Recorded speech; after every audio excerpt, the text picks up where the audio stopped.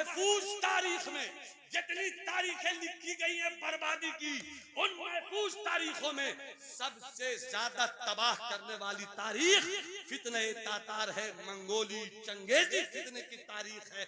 शेख रिवायत में मंगोली फितना जब हिलाकू की सूरत में पहुंचा था तो कम से कम 1 लाख की रिवायत है और ज्यादा से ज्यादा 10 लाख की रिवायत है। एक बगदाद शहर से 10 लाख लोग काटे गए थे, घरों से इस्लाम निकाल कर फेंका जा रहा था। मगर उसी तारीख में हिलाकू के पोते बरकाई खान ने देखा एक अल्लाह वाले कादरी फकीर को, 2 मिनट में खत्म कर रहा हूं, कादरी फकीर को देखा और कादरी फकीर को देखकर क्या कहा कि देख मेरे हाथ में क्या है। मैं पढ़ देता हूं मेरे भाई, महबूब भाई ने कहा तो पढ़ना ही पड़ेगा, उनकी महबूबियत की जुल्फों की कसम मुझको करना होगा।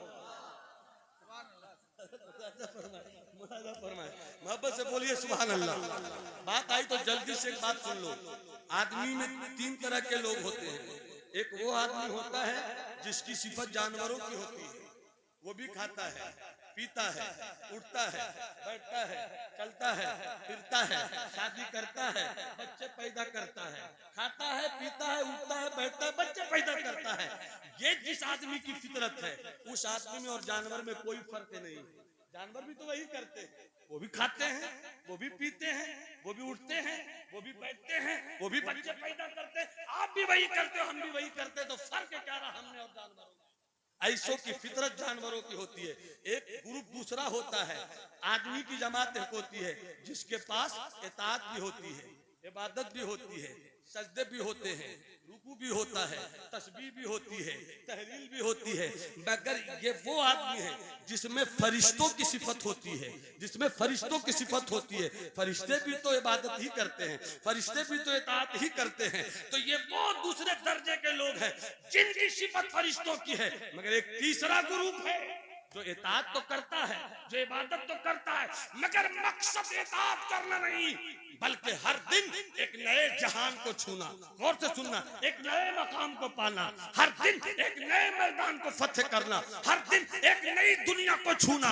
ये वो लोग होते हैं जो नबियों की सिफत में होते हैं। फरिश्ते भी मासूम हैं, अंबिया भी मासूम हैं, फरिश्ते भी मासूम हैं, रसूल भी मासूम है। मगर फर्क क्या है कि फरिश्तों ने सिर्फ तस्बीह किया, फरिश्तों ने सिर्फ तहलील किया, फरिश्तों ने सिर्फ इताअत की, मगर फरिश्तों ने कोई जंग नहीं लड़ी, फरिश्तों ने कोई मार का सर नहीं किया।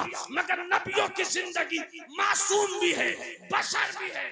मगर देखिए तो हजरत मूसा फिरौन से लड़ाई ले रहे हैं, हजरत इब्राहिम नारे नमरूद में जाने को तैयार है, अबू जहली फौज मुस्तफा मैदान जंग में है, यजीद का लश्कर मेरा हुसैन सामने है। मालूम हुआ कि ये जो तीसरी सिफत नबियों वाली है, ये वो सिफत है कि जो इस सिफत को पा लेता है न वो जन्नत की तलाश में रहता है, न जहन्नम के खौफ में रहता है। वो तो सिर्फ रिज़ा इलाही में रहता है, वो सिर्फ जलवे इलाही में रहता है, वो सिर्फ अल्लाह ही अल्लाह देखता है। सुभान अल्लाह, सुभान अल्लाह, वाह वाह, सुभान अल्लाह। वो सिर्फ अल्लाह ही अल्लाह देखता है। ये बड़े ऊंचे मकाम है प्यारे, ये बड़े ऊंचे मकाम हैं। कहां पड़े हुए हो मिट्टियों के तोदों पर? क्यों नहीं निकलते हो बुजुर्गों की बारगाह में? क्यों नहीं ढूंढते हो अल्लाह वालों को? फ्री में अल्लाह वाला मिलेगा। कपड़े की दुकान पर जाओ तो कपड़ा कितनी मेहनत से ढूंढ ढूंढ के कटवाते हो। चप्पल खरीदनी हो तो कई दुकान का चक्कर लगाते हो, और बड़ी आसानी से पीर लेना चाहते हो, और बड़ी आसानी से पीर बनना चाहते हो। पीर बनना भी बहुत मुश्किल है, पीर का ढूंढना भी बहुत मुश्किल है। जब पीर कोई ढूंढता है, चलकर समनान की सरजमीन से पहुंचता है पंडवा, तब जाकर उसे पीर मिलता है। निकलता है बिहार के मनेर से शरफुद्दीन, पहुंचता है दिल्ली, तब जाकर उसे पीर मिलता है। चलता है सरहंद से दिल्ली, तब जाकर मुजद्दिद अल्फसानी को बाकी बिल्ला जैसा पीर मिलता है। चलता है बरेली वाला मारहरा, तब जाकर पीर मिलता है। पीर मिलता है।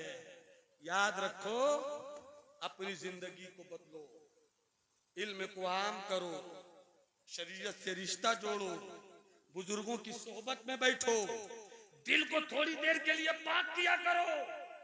आज मादियत के तूफान ने रूहानियत को खत्म करने की हवा चलाई है। तुम भी भला दो ए तूफान आ, हम इश्क नबवी के फानूस में शरीयत के अमल का चराग बनते हैं, हम कभी तेरी हवाओं से बुझ ना सके। बातें बहुत कुछ कहने को, बस थोड़ी सी बात 5 से 8 मिनट 10 मिनट में बोलूंगा। जो मैंने कहना था बहुत दूर निकल गया मैं वहां से। सुभान अल्लाह बोलिए तो मैं कहता हूँ, जरा हाथ उठाकर लहरा के एक बार बोल दो सुभान अल्लाह। बात मैं ये कहना चाह रहा था आपसे,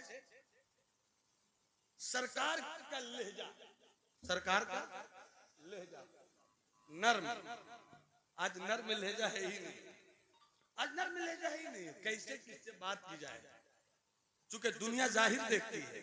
आपका दिल अच्छा है, ईमान है, मोमिन है, आपके दिल के साथ देखिए हुजूर पीरे तरीकत रहनुमाए राय शरीयत अल्लामा कसीमुल हक साहब मद्दजिल्लुल आली माशाअल्लाह खड़े हो जाएं, की सच्ची अदा के साथ तशरीफ खड़े हो जाएं। सिलसिले आलिया कादरिया यूसुफिया के चांद की रोशनी। अच्छा आप मुझको देखिए, मैं स्टेज वालों को देखता हूँ ना, मैं आपको देखता हूँ, आप स्टेज वालों को देखिए। हुजूर का हाथ नहीं उठेगा क्योंकि वो मेरी पीठ पे है, बाकी सबों का हाथ उठना चाहिए, मैं देखना चाहता हूँ। आप भी हाथ उठा दीजिए, कोई तकलीफ थोड़ी होगी, सिर्फ गाड़ी की स्टीयरिंग ही पे हाथ रहेगा आपका। मोहब्बत से हाथ उठाकर कहिए या रसूल अल्लाह, और बुलंद आवाज से या हबीब अल्लाह, या नबी अल्लाह। मैं ये बात करना चाह रहा था कि लहजे की नरमी कितनी बड़ी दौलत। नमाज, रोजा, हज, ज़कात ये अहमुल इबादत हैं, मगर हमने सरकार की छोटी छोटी अदाओं को, जबकि कोई अदा छोटी नहीं है, हमने छोटी समझकर उसे ये कर दिया। एक अल्लाह वाले थे, बनारस की सरजमीन, बनारस की सरजमीन, ज्ञानवापी की मस्जिद, एक अल्लाह वाले थे, मुसलसल वो नमाज पढ़ाते थे, मुसलसल वो नमाज पढ़ाते थे। जुमा का दिन था, कभी नागा नहीं किया, कभी मुसल्ला इनके वजूद से खाली नहीं हुआ। आज सब लोग नमाज के लिए हाजिर हैं, इमाम साहब नहीं है, अब आएंगे, अब आएंगे, अब आएंगे, अब आएंगे, अब आएंगे, अब आएंगे। नमाज का वक्त चला जा रहा है कोई इस भीड़ में जो नमाज पढ़ा दे। एक पर इत्तेफाक हुआ, चलिए आप जुमा की नमाज पढ़ाइए। जुमा की नमाज हो गई, जुमा की नमाज के बाद सारे नमाज पढ़ने वाले दीवानावार हजरत इमाम साहब के घर की तरफ बढ़े। कितना अच्छा इमाम, कभी मुसल्ला उनसे खाली नहीं रहा, आज क्यों नहीं आए? क्या हादसा हुआ, क्या वाकया हुआ? जैसी भीड़ चल रही थी, रास्ते में देखा कि इमाम साहब जो हैं लाठी पे, लाठी को यूं पकड़े हैं और उनकी हथेली के पुष्ट पर उनकी ठुड्डी यूं रखी है, लाठी भी खड़ी है, ये भी खड़े हैं, कोई हरकत नहीं हो रही है। दीवानों ने घेर लिया, सरकार, किबला, हजरत, इमाम साहब क्या हो गया, आप नमाज में क्यों नहीं आए? हजरत अचानक आलम तहय्युर से निकले और निकलकर फरमाते हैं, अरे नमाज हो गई क्या? कहा हुजूर नमाज हो गई, बहुत इंतजार किया, आप कहाँ खो गए सरकार? उस इमाम मस्जिद गयान वाफी पे मुसलसल बिला नागा, विदाउट गैप, विदाउट ब्रेक, मुसल्ले पर इमामत की जिम्मेदारी संभालने वाले उस अल्लाह के वली इमाम ने कहा, क्या बताऊं, क्या बताऊं, क्या बताऊं, छोटी छोटी बच्चियां थी, मैं तो निकला था नमाज भी पढ़ाने को, छोटी छोटी बच्चियां थी, वो पढ़ती जा रही थी, मैं छोटी हूं लेकिन गजब करूंगी, मैं छोटी हूं लेकिन गजब करूंगी। जैसे उसने कहा तो मुझको अपने छोटे छोटे गुनाह याद आ गए, अपने छोटे छोटे गुनाह याद आ गए कि हम जिन गुनाहों को छोटा तसव्वुर करते हैं, अगर कयामत के दिन गुनाहों ने गजब ढा दिया तब मैं क्या करूंगा, मैं क्या करूंगा? हजरात क्या सबक लिया इससे आपने? सरकार की जिंदगी को अपनी जिंदगी में उतारो, किसी चीज को भी तुम हल्के में मत लो। नरमी, नर्म लहजा कितनी बड़ी दौलत है। मैं सिर्फ इस पर 5 से 8 मिनट बात करूंगा, हजरत का हुक्म है, 2-3 शेर में पढ़ दूंगा, मुलाहिजा फरमाइए। नरमी क्या चीज है? आइए सरकार की बारगाह में, ये नरमी हमें लेनी चाहिए कि नहीं लेनी चाहिए? ये नरमी आपको लेनी चाहिए कि नहीं लेनी चाहिए? ये नरमी स्टेज के लोगों को लेनी चाहिए कि नहीं लेनी चाहिए? ये नरमी हमारे पीरों को लेनी चाहिए कि नहीं लेनी चाहिए? ये नरमी मुरीदों को लेनी चाहिए कि नहीं लेनी चाहिए? नरमी क्या है, कितनी बड़ी दौलत है, इसको मैं जल्दी जल्दी से बताकर अपनी बात खत्म करूंगा। हज मुस्तफा जाने रहमत है, आका जाने रहमत है, मस्जिद नबवी में बैठे हुए। मस्जिद नबवी की शान क्या है आपने सुना है? दुनिया की सारी मस्जिदों में काबतुल्लाह के बाद अगर किसी का मकाम है तो वो मस्जिद नबवी है। ये है शान मस्जिद नबवी की। मस्जिद नबवी में सरकार बैठे हैं, एक गैर मुस्लिम आया, उसने मस्जिद नबवी में आकर सरकार और सरकार के सहाबा बैठे हैं, उसने पेशाब करना शुरू कर दिया। जैसे ही मस्जिद नबवी में उसने पेशाब करना शुरू किया, सरकार के दीवानों के चेहरे का रंग बदल गया, कुछ जलाल में आ गए, कुछ दौड़े के से उठाकर बाहर कर दिया जाए, किसी की नियत थी कि इसे 4-5 हाथ जड़ दिया जाए, मगर मुस्तफा ने अपने दीवानों से कहा, खबरदार उसको पेशाब की हालत में कोई तकलीफ न दे, उसे पेशाब की हालत में कोई तकलीफ न दे। जब उसने मुकम्मल पेशाब कर लिया, सरकार ने बुलाया और बड़े प्यार से कहा, तुम जहाँ इबादत करते हो, तुम भी तो किसी की पूजा करते हो, तो जिस जगह पूजा करते हो क्या उस जगह पेशाब करते हो? कहा नहीं करता हूँ। कहा तुमने जहाँ पेशाब किया है ये भी हमारे सजदा करने की जगह है, ये मेरी मस्जिद है, आपको ऐसा नहीं करना चाहिए था। सरकार बोल रहे थे और ऐसा लगता है कि फूलों की पत्ती से हीरे का जिगर कट रहा हो। सरकार बोल रहे हैं, अब वो हैरत में देख रहा है। देखते देखते अचानक उसने कहा कि जब आप ऐसे हैं तो आपका दीन कैसा होगा, आप ऐसे हैं आपका किरदार कैसा होगा। सब दौड़ रहे थे मारने के लिए, सबसे आपने बचाया, फिर मोहब्बत से कितनी अच्छी बात कह दी, मैं आप ही के मजहब को कबूल करना चाहता हूँ, मुझे अपना कलमा पढ़ाइए, ला इलाहा इल्लल्लाहु मुहम्मदुर रसूलुल्लाह। हजरात, ये मेरे मुस्तफा की नरमी थी कि उसके दिल से कुफ्र निकल गया और ईमान की रोशनी आ गई। हम जरा जरा सी बातों पे लड़ते हैं, मुर्गे की लड़ाई हम करते हैं, अंडे की लड़ाई हम करते हैं। निकलो इन लड़ाइयों से, लहजे में नरमी रखो। अगर कोई जलाल में बोल दे आप तो नरम हो जाओ, आपकी मोच छोटी नहीं हो जाएगी, आपकी हैसियत घट नहीं जाएगी। सरकार की एक जिंदगी का हिस्सा बनाते हो, कितने कामयाब हो जाते हो।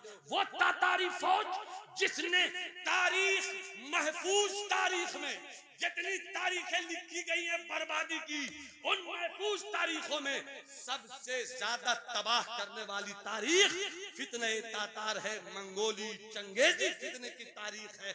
शेख रिवायत में मंगोली फितना जब हेलाकू की सूरत में बगदाद पहुंचा था तो कम से कम 1 लाख की रिवायत है और ज्यादा से ज्यादा 10 लाख की रिवायत है। एक बगदाद शहर से 10 लाख लोग काटे गए थे, घरों से इस्लाम निकाल कर फेंका जा रहा था। मगर उसी तारीख में हिलाकू के पोते बरकाई खान ने देखा एक अल्लाह वाले कादरी फकीर को, 2 मिनट में खत्म कर रहा हूँ, कादरी फकीर को देखा और कादरी फकीर को देखकर क्या कहा कि देख मेरे हाथ में पट्टा है, पट्टे में कुत्ता बंधा है, कुत्ता सफेद है, तेरे पास भी ए बूढ़े तेरे पास भी दाढ़ी है, दाढ़ी सफेद है, मेरे हाथ में कुत्ता है, कुत्ते के बाल भी सफेद हैं, ये बता तेरी दाढ़ी के बाल अच्छे हैं या मेरे कुत्ते के दुम के बाल अच्छे हैं? उस अल्लाह वाले को गुस्सा नहीं आया, बूढ़े थे मगर झुंझुनाहट नहीं आई, बल्कि उन्होंने बड़े सुकून से कहा अगर कयामत के दिन मैं रुसवा न हुआ, अगर कयामत के दिन मैं रुसवा नहीं हुआ तो फिर मेरी दाढ़ी के बाल अच्छे हैं, और अगर मैं रुसवा हो गया तो तेरे कुत्ते के दुम के बाल अच्छे हैं। ये बोल तो दिया, चले गए अपनी झोपड़ी में, बादशाह चला गया अपनी हवेली में, बादशाह की नींद गायब, अल्लाह वाला बड़े आराम से सो, गोया बादशाह कह रहा हो। तसव्वुफ और तगज्जुल का एक शेर देख लीजिए, हुजूर मौजूद है, तसव्वुफ और तगज्जुल का एक शेर देख लीजिए। बादशाह करवट बदल रहा है, चैन गारत है, नींद उड़ी हुई है, दिल किसी ने चुरा लिया है, फकीर आराम से अपनी झोपड़ी में सो रहा है। एक शायर ने शायद इसी तरह के मफहूम को लेकर मंजर कशी की होगी, वो शायर कहता है दिल मेरा चुरा कर वो, दिल मेरा चुरा कर वो क्यों आंख चुरा बैठे, दिल मेरा चुरा कर वो, दिल मेरा चुरा कर क्यों आंख चुरा बैठे, हम होश में तब आए, हम होश में तब आए जब होश गंवा बैठे, हम होश में तब आए जब होश गंवा बैठे। महल से उतरा, झोपड़ी में पहुंचा, अल्लाह वाला सोया था। ए हुजूर आप सोए हुए, हमको जगा कर उठिए ना। का क्या हुआ बादशाह? कहा कि मैंने इतनी बड़ी बात की, आपकी दाढ़ी पे हमला किया, आपकी दाढ़ी पर मैंने निशाना मारा और आपने कितने आराम से जवाब दे दिया। मैं यही सोच रहा हूं कि जब जब जब जब 700 साल के बाद वाला बगदाद का फकीर ऐसा है तो मदीने वाला अमीर कैसा होगा, मदीने वाला अमीर कैसा होगा। आइए मुझको मुसलमान बनाइए। और जैसे ही बरकाई खान ने इस्लाम कबूल किया तो जिस दादा ने और दादा के बेटे ने नस्लों ने इस्लाम को बर्बाद करना चाहा था, फिर वहीं से इस्लाम को एक नई सुबह मिल गई, जिसकी तरफ इकबाल ने कहा तू न मिट जाएगा ईरान के मिट जाने से, नशे में कोई ताल्लुक नहीं पैमाने से, है आया यूरी से तातार के अफसाने से, पासबा मिल गए काबे को सनम खाने से।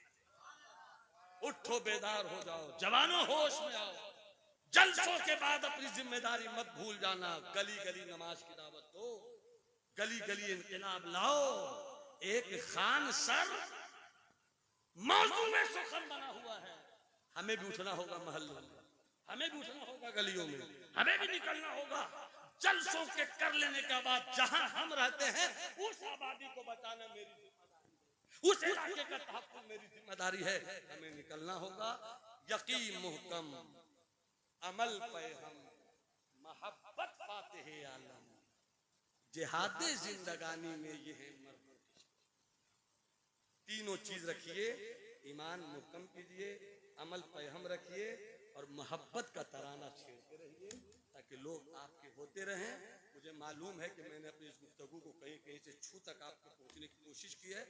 मेरी गुफ्तगू यहीं पे तमाम होती, बस हुजूर का हुक्म है तो मैं 3-4 शेर पेश